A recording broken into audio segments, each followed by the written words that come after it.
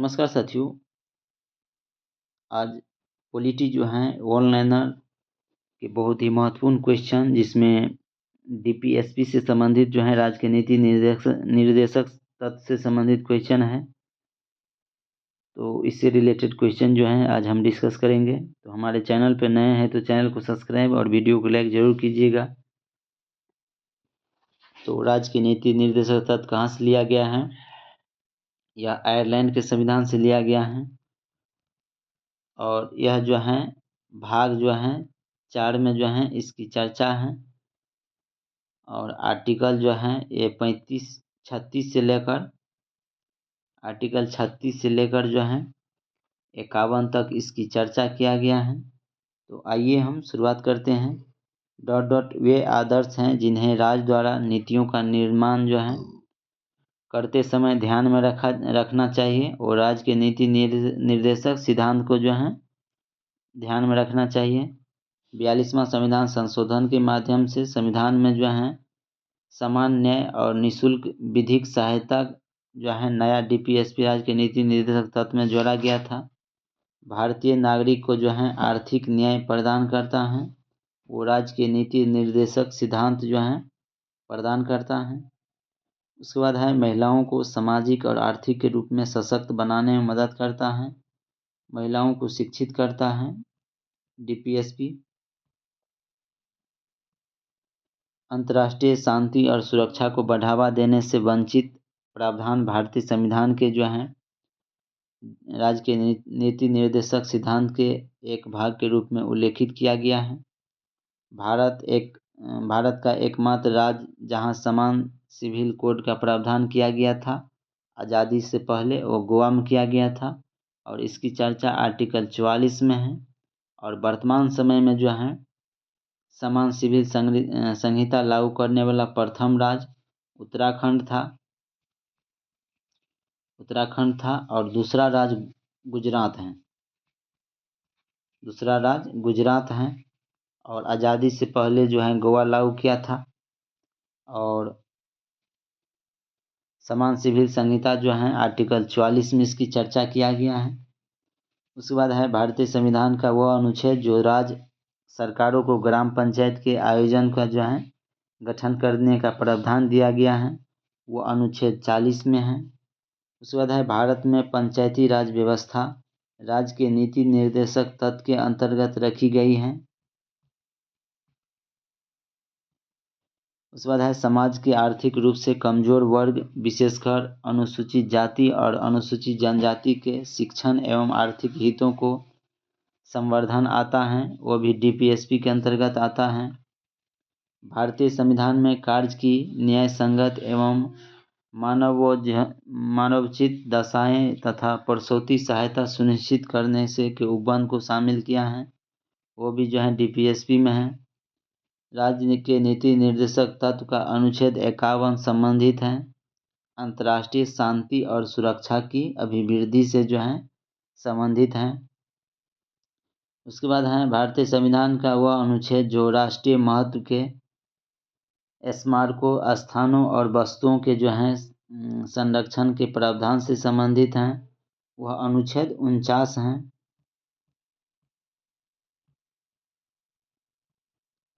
राज्य के नीति निर्देशक तत्व सिद्धांत में निहित प्रावधानों को किसी भी न्यायालय द्वारा लागू नहीं किया जा सकता है। उसके बाद है भारतीय संविधान का वह अनुच्छेद जिसका उद्देश्य भारत के संपूर्ण क्षेत्र में नागरिकों के लिए समान नागरिक संहिता सुनिश्चित करता है, वो अनुच्छेद जो है 44 करता है। राज्य के नीति निर्देशक सिद्धांत का उल्लेख भारतीय संविधान में भाग जो है 4 में किया गया है। डॉक्टर भीमराव अंबेडकर द्वारा भारतीय संविधान का वह भाग जिसको संविधान की अनोखी विशेषता भी कहा जाता है, राज्य के नीति निर्देशक सिद्धांत को कहा जाता है। भारत सरकार द्वारा अधिगृहित वह नीति जो राज्य के नीति निर्देशक तत्व द्वारा निर्देशित नहीं है, वह भवन निर्माण संबंधित जो हैं उपनियमों की तैयारी हैं। उसके बाद हैं भारत के संविधान के जो हैं भाग जो है 4 में समान नागरिक संहिता की प्रावधान का उल्लेख किया गया है, जो आर्टिकल 44 में जो है इसकी चर्चा है। उसके बाद है भारतीय संविधान का वह भाग जिसमें कार्यपालिका को न्यायपालिका से अलग किया गया है और राज्य के नीति निर्देशक सिद्धांत में है चर्चा। उसके बाद है क्रीमिलियर संबंधित हैं, सामाजिक एवं आर्थिक हालात से जो है संबंधित हैं। भारतीय संविधान का वह अनुच्छेद जो राज्य को गायों वध पर रोक लगाने का निर्देश देता है, वह अनुच्छेद 48 है। उसके बाद है भारतीय संविधान का अनुच्छेद 48 के ए में के अनुसार जो है पर्यावरण की रक्षा के लिए प्रयास करेगा, पर्यावरण में सुधार के लिए प्रयास करेगा, देश के वनों और वन्य जीव के संरक्षण के लिए प्रयास करेगा। इसकी जो है चर्चा किया गया है। उसके बाद है भारतीय संविधान का वह अनुच्छेद जो राज्य को ग्रामीण क्षेत्र में कुटीर उद्योग को जो है बढ़ावा देने के लिए निर्देशित करता है, वह अनुच्छेद 43 है। उसके बाद है भारतीय संविधान का वह अनुच्छेद जो राज्य को पर्यावरण की जो है संरक्षण तथा संवर्धन के लिए निर्देशित करता है, वह अनुच्छेद 48 के जो हैं ए हैं। उसके बाद है एक ऐसी विशेषता जो राज्य के नीति निर्देशक तत्व और मौलिक कर्तव्य दोनों में समान है, तो दोनों ही गैर जो हैं न्याय संगत गैरवाद योग्य हैं। उसके बाद है भारत के संविधान के अनुच्छेद 45 के अनुसार आरंभिक बाल्यावस्था देखभाल और शिक्षा अर्ली जो है चाइल्डहुड केयर एंड एजुकेशन सभी बच्चों को तब तक दी जानी है जब तक कि वे जो हैं 6 वर्ष की आयु पूरी न हो। आंगनवाड़ी सब जो हैं ये सभी जो हैं आर्टिकल 45 के अंतर्गत आ जाते हैं। भारतीय संविधान का अनुच्छेद 44 संबंधित है समान नागरिक संहिता से जो है संबंधित हैं। उसके बाद हैं राज्य के नीति निर्देशक सिद्धांत में वह अनुच्छेद जो प्रबंधन में जो है श्रमिक भागीदारी को सुरक्षित करने की बात कहता है, वह अनुच्छेद 43 के जो हैं ए कहता है। उसके बाद है भारत के संविधान का वह अनुच्छेद जिसमें पोषण के स्तर और जीवन स्तर को बढ़ावा के लिए सार्वजनिक स्वास्थ्य में सुधार के लिए राज्य का कर्तव्य के बारे में बात की गई है, वह अनुच्छेद 47 का अंतर्गत हैं। उसके बाद है निर्देशक सिद्धांत में परिवर्तन के लिए एक संवैधानिक संशोधन की आवश्यकता होती है जिसे पारित किया जाना आवश्यक होता है संसद के दोनों सदन द्वारा। उसके बाद संसद में उपस्थिति 2/3 सदस्य के द्वारा या जो है अनुमोदन या मतदान के द्वारा जो है पारित करना आवश्यक होता है। भारत के मूल संविधान में राज्य के नीति निर्देशक तत्व के निर्देशक के रूप में उल्लेखित नहीं किया गया था। पर्यावरण की रक्षा करना और बेहतर बनाना राज्य के कर्तव्य होगा, यह जो है उल्लेखित नहीं किया गया था। राज्य के नीति निर्देशक सिद्धांत में नहीं कहा गया है शिक्षा का अधिकार, और इसकी चर्चा जो है मौलिक अधिकार में है। राज्य के नीति निर्देशक सिद्धांत का उल्लेख है काम पाने के लिए अधिकार, कार्यस्थल पर उचित एवं मानवीय परिवेश तथा मातृत्व जो है सहायता का प्रावधान, ये सभी जो है उल्लेख किया गया है।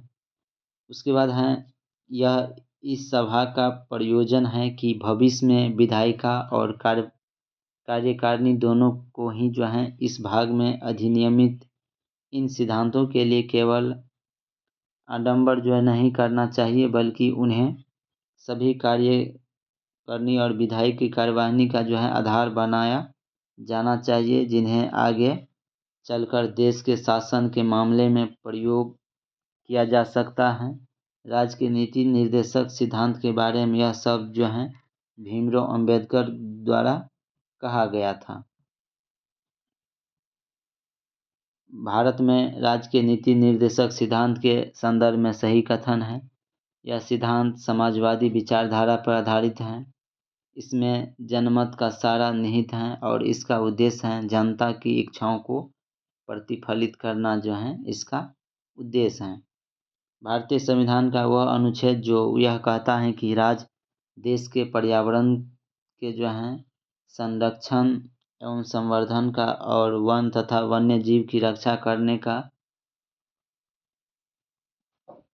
प्रयास करेगा। अनुच्छेद 48 के ये कहता है, वह श्रेणी नहीं है जिसके तहत राजनीति के निर्देशक सिद्धांत को वर्गीकृत किया जाता है, वह अन्य देशों के साथ संबंध।